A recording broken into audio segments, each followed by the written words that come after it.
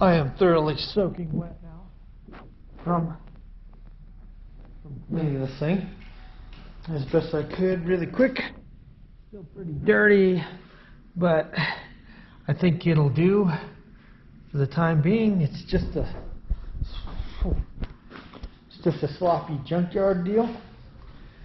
You know, I don't know that I want to do a whole lot of much on this motor except sloppy mechanic it and get her really just beefed up and see what I can do as far as having a good running car and be semi-competitive in race week. So this looks pretty good to me.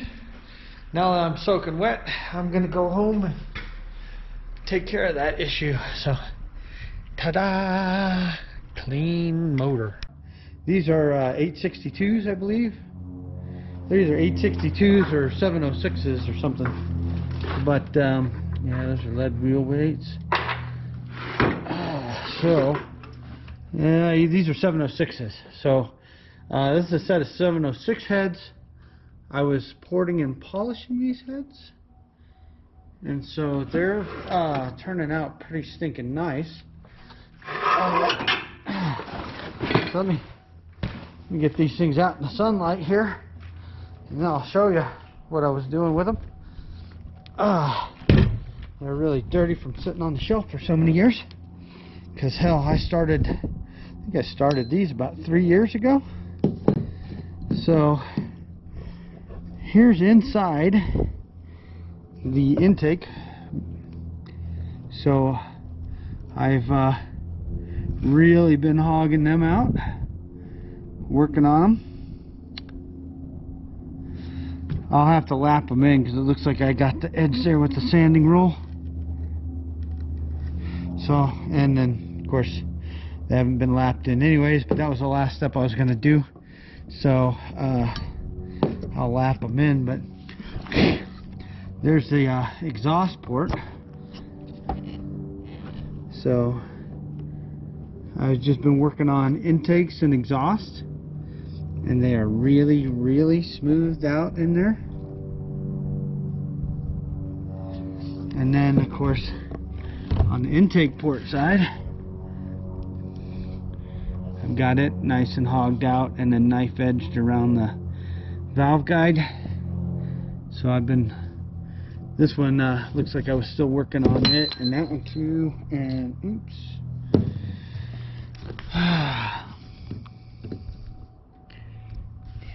So I don't know, I was working on porting and polishing these heads. They're I've actually gotten quite a ways with them. So I mean, just as a sloppy style go, I don't think they're too bad. And then of course the exhaust ports are just, they're hogged out pretty good too. It looks like I about got these, looks like the exhaust ports are pretty much done. The real place to improve the exhaust ports is on the short side radius, and so I've really worked on those short side radiuses.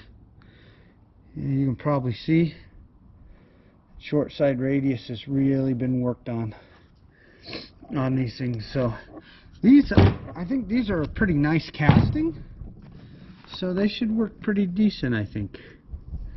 Yeah, see that short side radius on the exhaust is just really, really smoothed out. I worked a lot on the short side radius on the intake port as well. I just, you know, first set of LS heads to port, or LS style heads that I've ported. So I just, you know, working on those. So I'll finish these up so I can put the new valve springs for the 660 lift. I'll put those on these. So I'll have a dual valve spring with 660 lift for the TIC Stage 3 polluter camshaft. Oh, okay. Oh, poofer. So, man, it is so smoky here in Colorado right now. All the fires and everything, it's just, man, that and everything being so dry, it's just triggering my allergies and everything else. Horrible, but oh well, what are you gonna do? It's life, right? So, oh, it doesn't even look like I've touched the exhaust on this one. I wonder if well, I haven't even started on that cylinder head. Wow, okay. That's gonna take me a while then. Maybe I won't port and polish the heads. So that's gonna take some doing. It takes a while to port and polish heads. I don't know.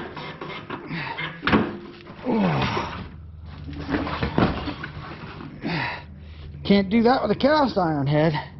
That's for dang sure.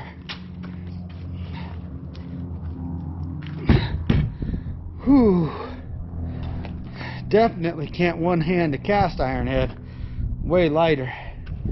Guess the first thing I'll do is start to pull that motor back out of the Camaro in the yard, and that way I can drain that new oil out of that motor.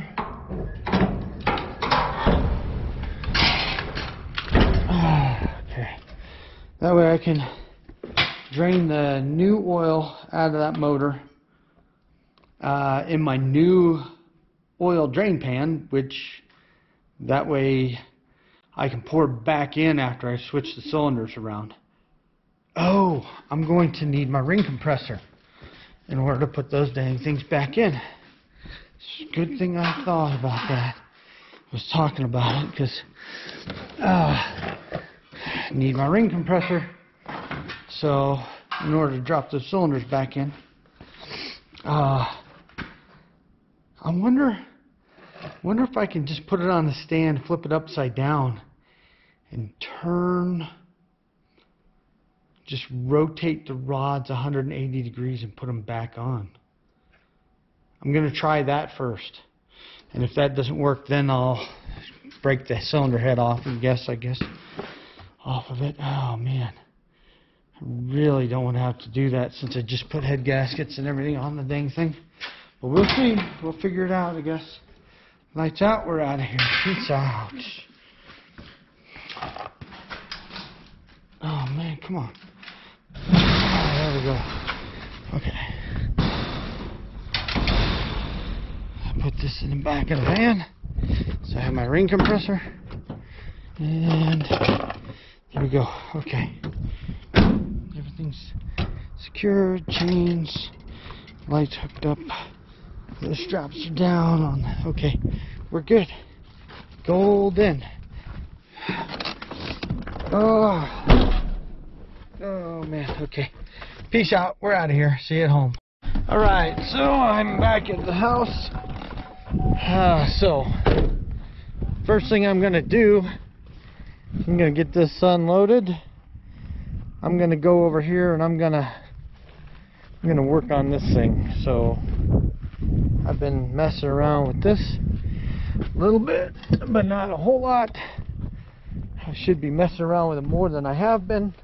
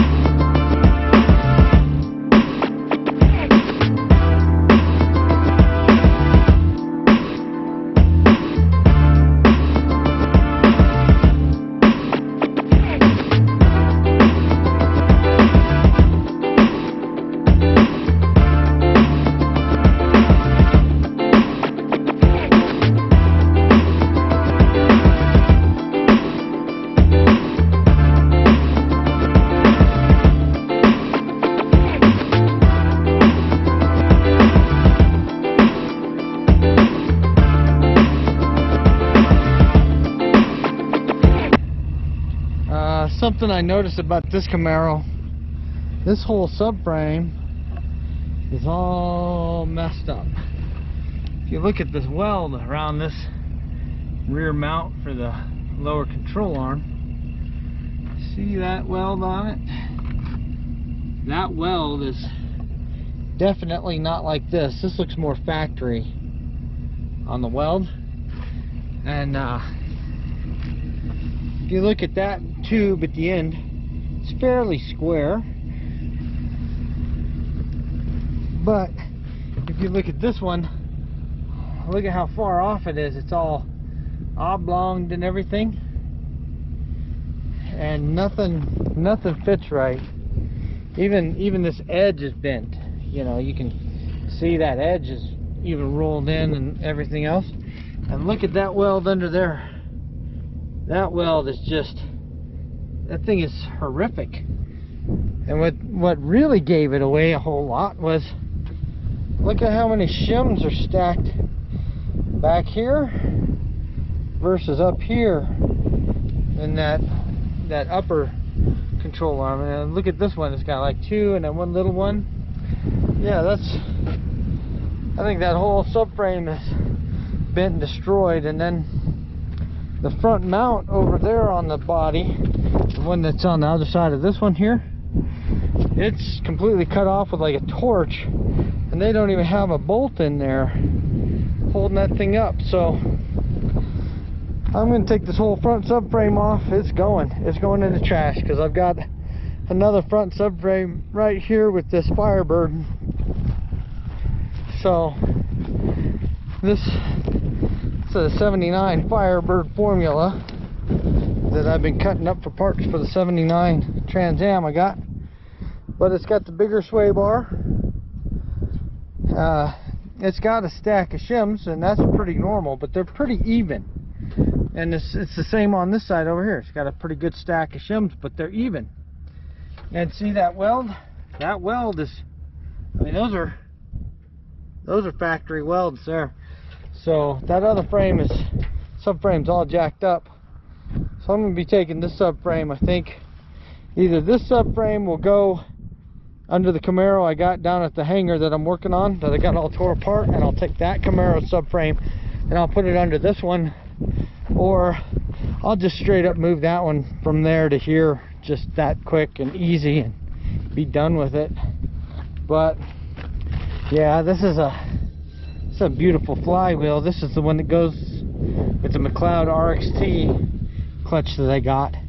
So man, it looks like a billet flywheel. So getting the flywheel and the dual disc clutch, the RXT, getting that whole package, I got it used for like 650 bucks or something on eBay. And so it looks like I may need to smooth that out a bit. It's got a couple of dings on it, feels like. Huh. Anyways, I'll smooth that out, and then, but I'm not too worried about it. But I mean, the flywheel itself is expensive, so I got a good deal on that clutch. This is all new oil that I put in the motor, so I done drained it out down into this brand new pan that I got, and it's pretty clean. Huh. Weird. It's got a little bit of dust and dirt from rolling around or blowing, whatever. So I'm going to put this plug back in there, seal this bad boy off, because I'm going to put that oil right back in that motor when I'm done turning that bank of cylinders around. I don't know. I think I might just start over again with the hot side exhaust, because I think I may just come back down around the bell housing to the other side with the crossover right into a big log manifold, because I bought a bunch of stuff to make a log manifold. So I may change that up just because, and then I think I'll go to the truck accessories on the front of it and just keep the power steering from here, so I don't have to mess with the electric power steering stuff that I'm doing like on the other Camaro. I don't have to figure out linkage or any of that crap. This is the AR5 transmission, and FabBot adapter and stuff. And I'm thinking I may need to just give me another bell housing, because I messed up when I cut the holes inside of it, whatever. And plus I busted that ear off. It's laying on the ground over there. I guess I could weld it back on. Like, it's not the end of the world, you know what I'm saying? But it's definitely not a SFI bell housing, although the clutch, I believe, is SFI rated. But this is the F-body water pump, and then the ICT billet relocator for the alternator, because I got rid of the power steering pump. So I'm thinking what I'll do is just put the truck accessories back on, and then I'll redo the exhaust to go back down, around, back up to a log, and then park the dang turbo like right here off of the log or something, you know. Alright, so here's where I screwed up. Dot, dot, dot, dot. That's where I screwed up, and I knew it. And man, I hate screwing stuff up. But when you know you screwed up, you know you screwed up. And that means you got to go and you got to fix it, right? So I did. I screwed up. And I know exactly how I screwed up, because I'm an old school small block guy, right? And on the old school small blocks, when you put your rods on your pistons, or your pistons on your rods, when you press them on, you set them up so that half of your pistons are on rod one way and half are on the rod the other way, so that your wider surface area on the side of your main journal on your rod, those two wide sections go rod to rod for the friction surface, and the one side that's smaller doesn't have as much surface area, you put towards the outside, towards the crank side of the journal. So when you set them up that way, half your pistons are pressed on the rods one direction, half are pressed on the other direction, so you can situate your rods that way. Well, now when I tore this thing apart, it was the first one I ever touched. I really cleaned the hell out of it. I did my rocker arm trunnion upgrade on it, you know, like all kinds of everything. I mean, you can see this motor is really clean. I clean, this is a junkyard motor, and I cleaned the snot out of it.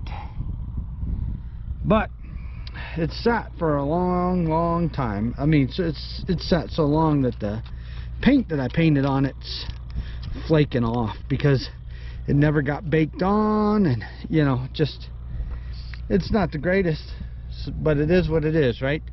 So when I went to put them on it back in the motor after I cleaned everything up, I looked at the rods and I was like, half of these dang pistons are put on backwards. Well, I looked at them and I said, well, they look like the pin is centered, and I didn't realize that they are asymmetrical pistons. So the pin is very slightly offset to one side of the piston, to, you know, top, bottom, whatever, and so they have to be oriented with the dot forward.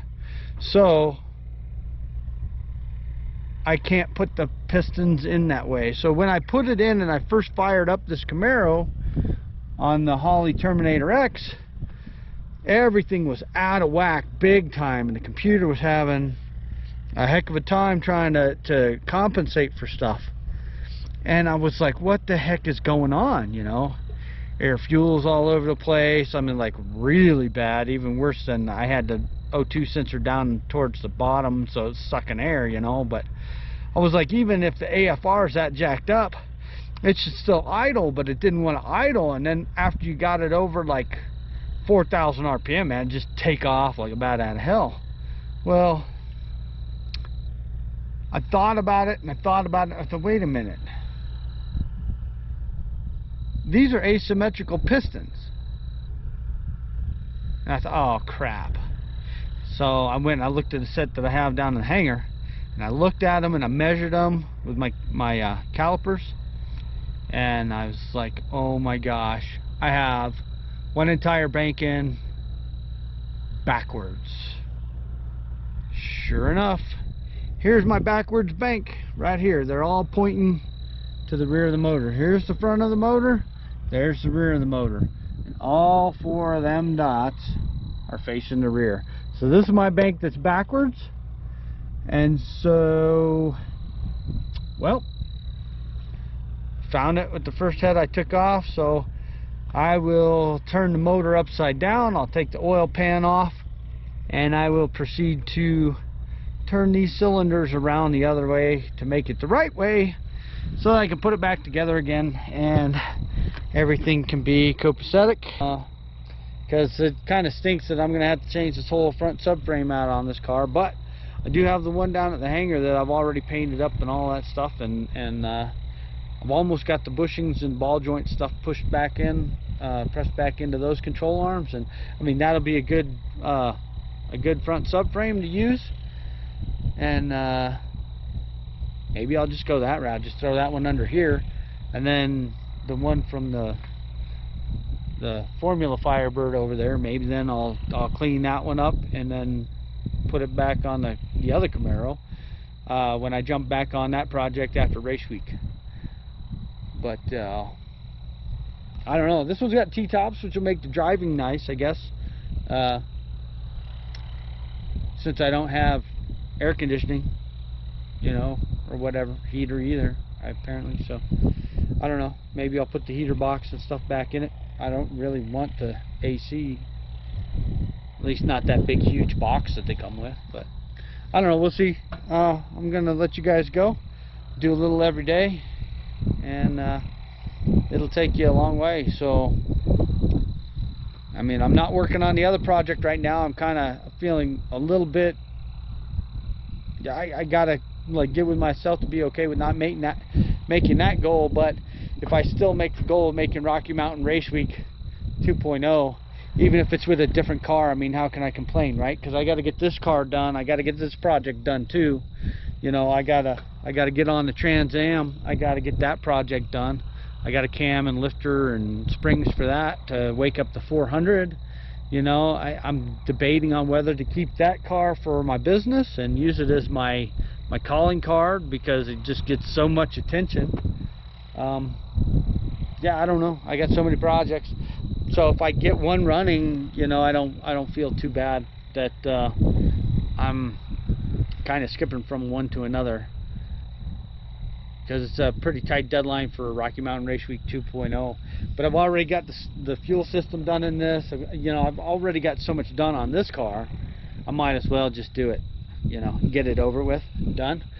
I think I may have found a solution for my hydraulic clutch master cylinder to fit around the hydraulic brake booster, or the vacuum brake booster, to get that hydraulic master cylinder to fit underneath there and all that. I might have found a solution to that, so we'll see. When I get to that point, I will let you guys know. I may need to go down to the U-Pull yard and see if they've got that part. That way I don't have to wait for shipping, or maybe even ask one of the local parts houses and maybe just pay a little more than I would on eBay. So anyways, have a good night. Like, subscribe, share, ring the bell, get notified when I got new videos.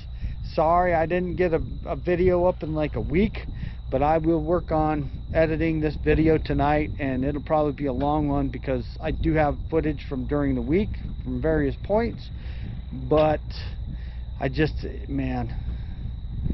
haven't gotten to it this week. So I will get on that, and I will try to be better about putting more videos out on a regular basis, and not having those weeks that are dead.